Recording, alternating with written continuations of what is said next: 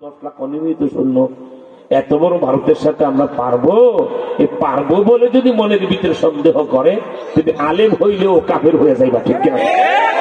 কারণ ফুকাহায়ে আরবাআ হানাফি, মালিকি, শাফি, হাম্বলি, এমনকি আহলে হাদিস যারা মাযহাব মানে না, তারা গোটা উম্মত একমত, নবীজির কোন কথাই যদি কেউ চুল পরিমাণ সন্দেহ করে, ফাকাদ ইরতাদ্দা, সে মুরতাদ হয়ে গেল, কাফের হয়ে গেল, ঠিক কিনা?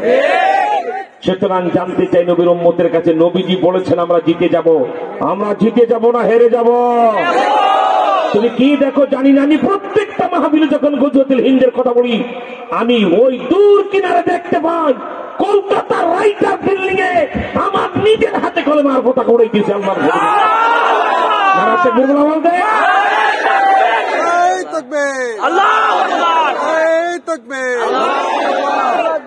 আল্লাহ তুমি কবুল করে জোরে কোন আমি। 3 নাম্বার কয়টা গেল বুঝল? 1, ইন্ডিয়ার বিরুদ্ধে যুদ্ধে নামলেই বেহেশত। 2, শহীদ হইলে শহীদ সম্রাট। 3, ওই যুদ্ধে মুসলমান আমরা জিতে যাবো, সুবহানাল্লাহ। 4 নাম্বার ফজিলত নবীজি বলেছেন, সেই যুদ্ধে মুসলিম মুজাহিদ বাহিনী ভারতের প্রধানের বাড়িতে ঢুকে যাবে, সে যেখানে ঘুমায় তার বেডরুমে যায় ইঁদুরের বাচ্চার মতো গলা টিপে হত্যা করবে। তারপর কি হবে? হাদিস শরীফ, আল্লাহু আকবার। তারপর কি হবে? সিলসিলাতুল হাদিদ। এই রাজশাহী, সিলসিলাতুল মানি শিকল, হাদিদ মানি লোহা, লোহার শিকল দিয়ে ভারত প্রধানের গলায়, লাশটার গলায় ওই শিকলটা পেঁচায়া মরা কুকুরের মতো তার লাশটা বাড়ি থেকে টেনে বের করে রাস্তার পাশে মুজাহিদ কমান্ডার দাঁড়ানো, তার পায়ের তলায় লাশটা ছুঁড়ে ফেলা হবে কুত্তার লাশের মতো। আল্লাহু আকবার। এই গলা ফাটা বলেন আল্লাহু আকবার। তাই এবারের সংগ্রাম হলো ভারত বিজয়ের সংগ্রাম, এবারের সংগ্রাম হলো কলকাতা দখলের সংগ্রাম। এই আওয়াজ তুমি ঠিক করে, এবারের সংগ্রাম হবে পাটনা, অযোধ্যা, দিল্লি, লাল কিল্লা দখলের সংগ্রাম। আখেরাত তো বুঝতে তোমাদের একটু সন্দেহ হয়, তার দুর্বল ইমানদার তো। এবার দুনিয়া দিয়ে বুঝাই দিই ভারত কেমন হারবে। 2 মাস আগে সমস্ত রাজনৈতিক দলের নেতাদেরকে ডাকলেন ডক্টর ইউনূস, ইন্ডিয়া এইভাবে এই পানি দিয়ে মানুষের অমুক করে তমুক করে ফল্লা করে তল্লা করে, আমি কি করবো? রাজনৈতিক দলগুলির কাছে তার পরামর্শ দিতে হবে। আমরা সবাই তাকে অনেকগুলি পরামর্শ দিলাম, 2টা পরামর্শ সবাই দিতে। একটা হলো ওই যে 18 বছরের বেশি, 30 বছর কম যুবকদেরকে ট্রেনিং দিয়ে রাখতে হবে, 3 কোটি যুবক, ঠিক কিনা? ইন্ডিয়ার ভিতরে আরেকটা ব্যাপারে সবাই একমত, সব দল একমত হয়েছে যে ইন্ডিয়া যখন আমাদেরকে বারবার ভয় দেখায়, বর্ডারে সৈন্য মোতায়েন করে, চীন আমাদের বন্ধু রাষ্ট্র, তার সাথে জরুরিভাবে আমরা সামরিক চুক্তি করেন। আমার দেশ আক্রান্ত হলে সে যেন সাহায্য করে, আর তার দেশ আক্রান্ত হলে আমরা সাহায্য করি। এটা চীনের রাষ্ট্রপতির কাছে খবরটা পৌঁছে গেছে। সেই দিন রাতে ডক্টর ইউনূস বলেন, রাত 10টার পর আমি চীনের প্রেসিডেন্টকে ফোন দেবো। রাত 9টায় চীনের প্রেসিডেন্ট ফোন দিয়ে, একটা দোস্ত কি খবর? আমি না আপনাকে ফোন দেবো। আপনি দিলেন কেন? আমি তো ফোন দিয়ে দিচ্ছি।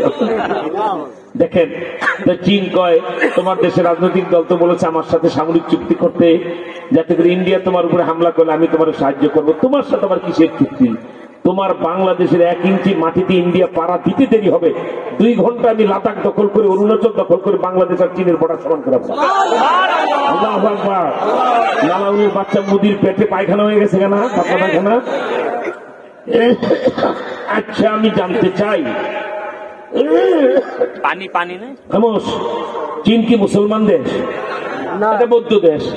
সে যদি এমন দুস্তি দেখাইতে চায়, ইন্ডিয়া যদি আমার বর্ডারের সৈন্য ঢুকায়, আমেরিকারে যারা বাদ রাখাইছে তালেবানরা, আর পাকিস্তানের মনে বসে বসে আঙ্গুল চড়বে, কে বলে জিজ্ঞা বাংলাদেশে মালাউন পাড়া দিতে দেরি হবে।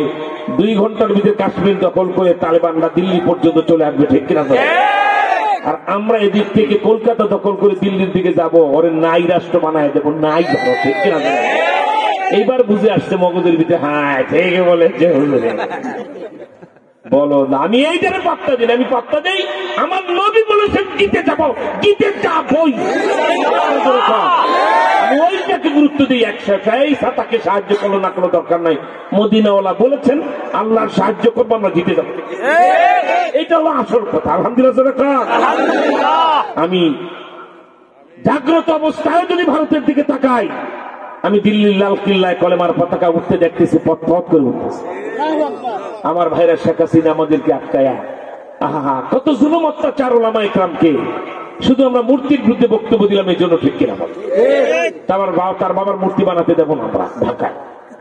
আমার ভাইরা, আমরা যদি সরকারের সাথে আপোষ করে নিতাম, এক একজনকে 200 কোটি টাকা 6 কোটি টাকা দামের গাড়ি দিবে, শুধু হাসিনার সাথে একটু মিলচাল করে চলবো। দেখলাম যদি হাসিনার এই প্রস্তাব গ্রহণ করলে 3 বছর জেল কাটা লাগবে না, 3 মাসই আউট, ঠিক কিনা? আর টাকার বস্তা তো বুঝেন, আর গাড়িটা 6 কোটি টাকা দামের কেমন হবে বলে?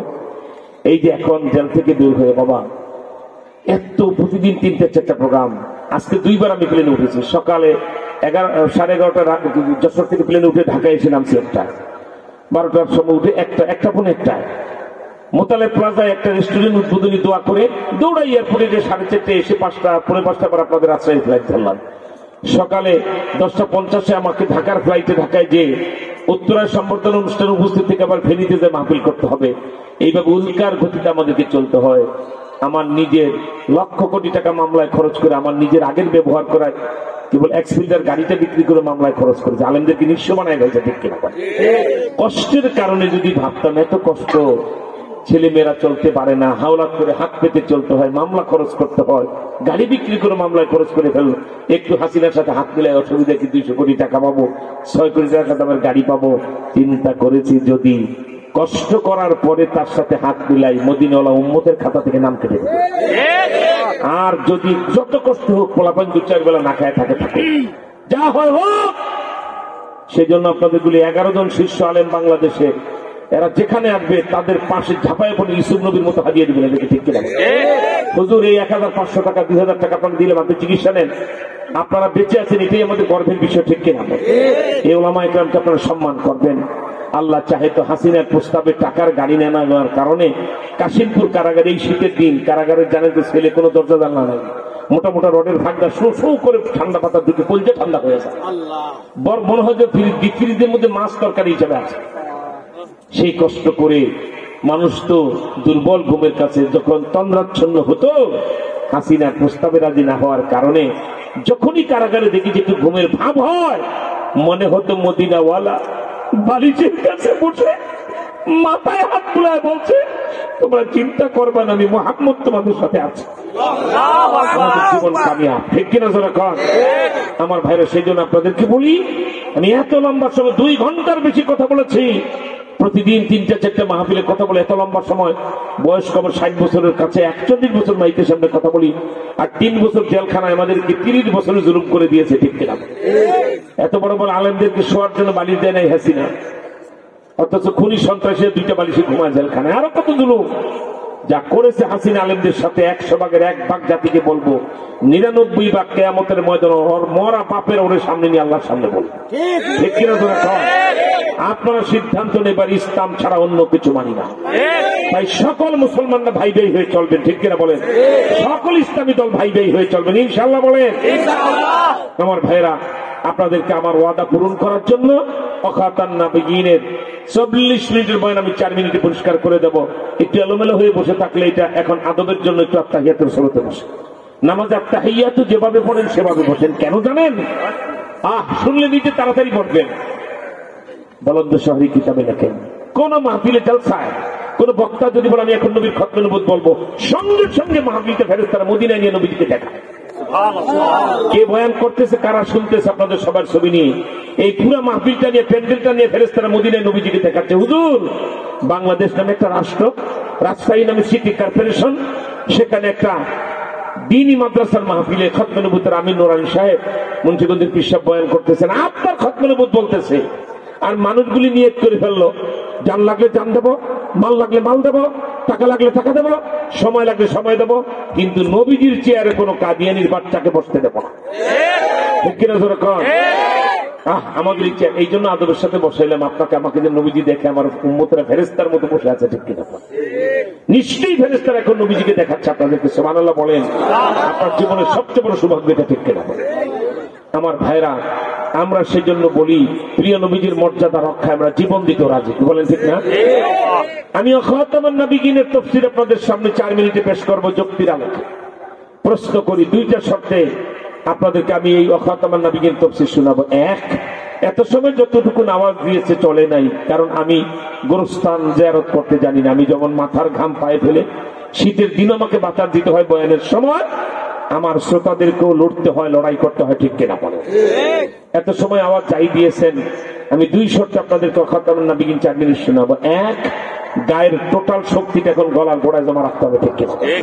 কারণ নবীজির পক্ষে কয়েকটা হুঙ্কার দিতে হবে, পারবেন না? গলাটা জোরে বাড়ি দেন, আবার আরো জোরে বাড়ি দেন, বলেন এখন গায়ের শক্তি তলায় না গলায়? ঠিক আছে তো ইনশাল্লাহ?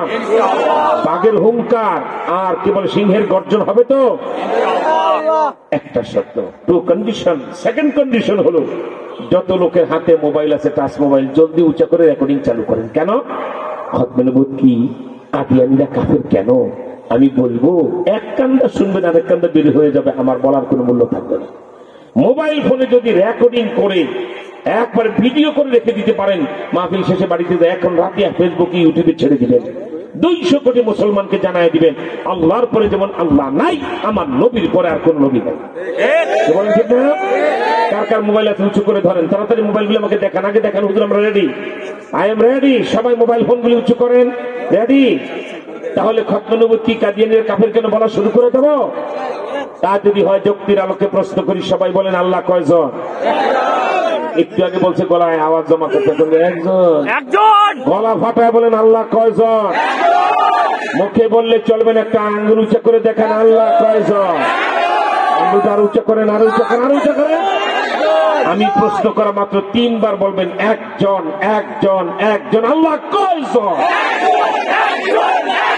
হাত আরো সোজা করেন, আরো সোজা করেন। এক আল্লাহর পরে কোন আল্লাহ আছে? এইভাবে দেখে দেখ, নাই নাই নাই নাই নাই। যার হাত যত বেশি ঘুরবে তার তত বেশি হবে। সবাই ভিডিও করবেন, আল্লাহর আসমান ভিডিও হইতেছে। আল্লাহর পরে কোন আল্লাহ? আমাদের নবীর পরে আর কোন নবী? হাত নামা। এটাই খতমে নবুয়ত। 4 মিনিটের ওয়াজটা 1 মিনিটই শেষ। আল্লাহর পরে আল্লাহ নাই, মুহাম্মদ সাল্লাল্লাহু আলাইহি ওয়াসাল্লামের পরে নবী নাই। এটাই তো আমাদের ঈমান, এটাই তো খতমে নবুয়ত, ঠিক কিনা? এবার বুঝে থাকলে জবাব দেন। আল্লাহকে বাদ দিয়ে কোন বেয়াদব যদি বলে আমি আল্লাহ, সে মুসলমান না কাফের? জোরে বলতে হবে বাবা। একটু আগে কিন্তু বলেছেন গায়ের শক্তি গলার গোড়ায় জমা। আমি খালিদ বিন হযরত আলী হায়দারের হুঙ্কার শুনতে চাই, আমি আহত শিয়ালের ঘ্যাঙর ঘ্যাঙর শুনতে রাজশাহী আসি নাই। আল্লাহকে বাদ দিয়ে কোন বেয়াদব যদি বলে আমি আল্লাহ, সে মুসলমান না কাফের? আমি বলবো যেমন, আপনারা বলবেন ফেরাউন যেমন। এই বেয়াদব আল্লাহকে বাদ দিয়ে আল্লাহ দাবি করেছিল, ঠিক কিনা? সুতরাং ফেরাউন মুসলমান না কাফের? এবার বলো, বিশ্ব নবী মানবতার মহানায়ক, হেড অফ দ্য ওয়ার্ল্ড, তোমার আমার মাথার মুকুট, হৃদয় রাজা, দো জাহানের বাদশা, খাতামুল আম্বিয়া মুহাম্মদ সাল্লাল্লাহু আলাইহি ওয়াসাল্লামকে বাদ দিয়া কোন বেয়াদব যদি বলে মুহাম্মদ সাল্লাল্লাহু আলাইহি ওয়াসাল্লাম শেষ নবী নয়, আমি শেষ নবী, সে মুসলমান না কাফের?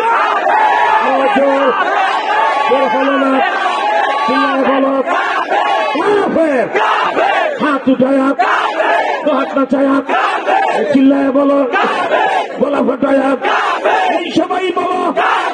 যুবকেরা দাঁড়িয়ে যাও, লাফায়া বলো, চিল্লায় বলো, লাফায়া বলো, সবাই বলো কাফের। কাদিয়ানীরা